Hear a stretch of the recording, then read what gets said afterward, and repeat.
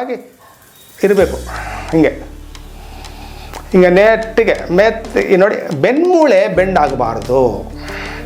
ಆಮೇಲೆ ಇದು ಚಿನ್ನ ಹಿಂಗೆ ಅನ್ಬೇಕು, ಹಿಂಗೆ ಚಿನ್ನ ಕತ್ತನ್ನು ಸ್ಟ್ರೈಟ್ ಆಗಿರಬೇಕು, ಇದು ಸಮಾನವಾಗಿರಬೇಕು. ಅಂದರೆ ನೀವು ಕೂತ್ಕೊಳ್ಳೋ ಪಾಯಿಂಟ್ಸ್ನಲ್ಲಿ ನೀವು ಪ್ರಾಬ್ಲಮ್ಸ್ ಬರಬಾರ್ದು. ಒಂದು ಸತಿ ನೀವು ಸಾಧನೆ ಸ್ಟಾರ್ಟ್ ಮಾಡಿದ ತಕ್ಷಣ ನೀವು ಒಂದು 5 ನಿಮಿಷ ಹಾಕೊಳ್ಳಿ, 10 ನಿಮಿಷ ಹಾಕೊಳ್ಳಿ, 15 ನಿಮಿಷ, ನೀವು ಬಾಡಿ ಜಾಸ್ತಿ ಮೂಮೆಂಟ್ ಇರಬಾರ್ದು. ಜಾಸ್ತಿ ಮೂಮೆಂಟ್ ಬಾಡಿನಲ್ಲಿದ್ದರೆ ಮನಸ್ಸು ಅಲ್ಲಿಗೆ ಹೋಗುತ್ತೆ. ಎಲ್ಲಿ ಮೂಮೆಂಟ್ ಇದೆಯೋ ಅಲ್ಲಿ ಕರ್ಕೊಳ್ಳೋದಾಗಲಿ, ಟಚ್ ಮಾಡೋದಾಗಲಿ, ಸುಮ್ಮನೆ ಅದು ಹೋಗುತ್ತೆ. ಅದಕ್ಕೆ ನೀವು ಒಂದು ಸರಿ ಆಸನ ಸ್ಥಿತಿ ಬಂದ ಮೇಲೆ, ಕೂತ್ಕೊಂಡ್ಮೇಲೆ ಜಾಸ್ತಿ ನೀವು ಮೂವ್ ಆಗಬಾರ್ದು. ಆವಾಗ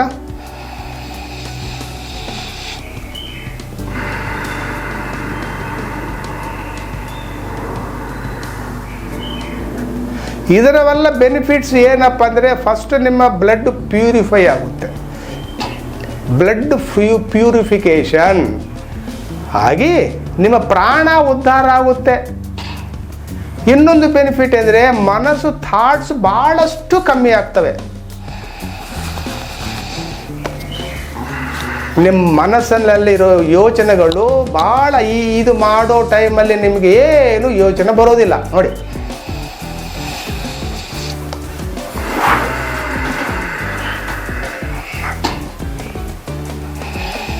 ಇನ್ನೊಂದು ಸತಿ ಹೇಳ್ತೇನೆ, ಇದ್ರ ಭಾಗ ಇನ್ನೊಂದು ಸತಿ ತಿಳ್ಕೊಳ್ಳಿ.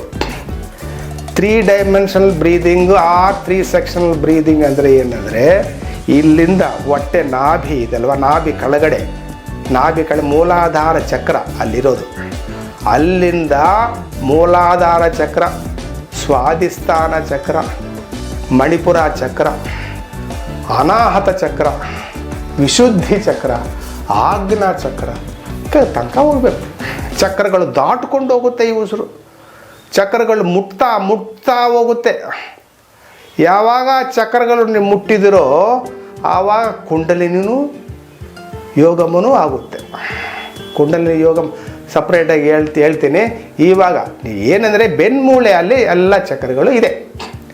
ಚಕ್ರಗಳು ಯಾವ ಥರ ಇರುತ್ತೆ ಅಂದರೆ, ನಾವು ನಾಗರ ದೇವಸ್ಥಾನದಲ್ಲಿ ನಾಗರದ್ದು ನೋಡಿದ್ದೀರಾ, ಈ ಥರ ಇರುತ್ತೆ. ನಾಗರ ಪ್ರತಿಷ್ಠೆ ಮಾಡುವಾಗ ಗೊತ್ತಾಗುತ್ತೆ ಈ ಥರ. ಅದು ಕೆಳಗಡೆ ಅದು ಮೂಲಾಧಾರದಲ್ಲಿ ಅಲ್ಲಿ ಸರ್ಪ ಅರ್ಧ ಸುತ್ತಲೂ ಹಾಕ್ಕೊಂಡು ಮಲಗಿರುತ್ತೆ.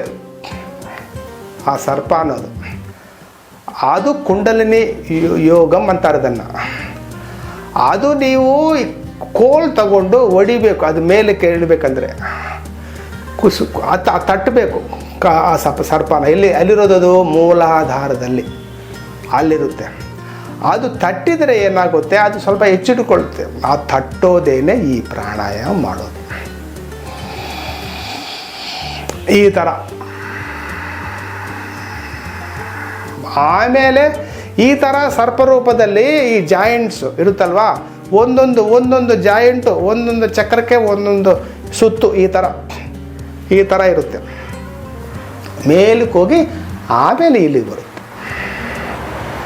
ಅದು ಕುಂಡಲಿನಿ ಯೋಗದ ಬಗ್ಗೆ ಸಪ್ರೇಟಾಗಿ ಕ್ಲಾಸ್ ತಗೊಳ್ತೇನೆ. ಇವಾಗ ಸದ್ಯಕ್ಕೆ ನೀವೇನು ಮಾಡ್ತೀರಂದರೆ, ಉಸಿರುಗಳು ತಗೊಳ್ಳೋದು ಕಲ್ತ್ಕೊಳ್ಳಿ.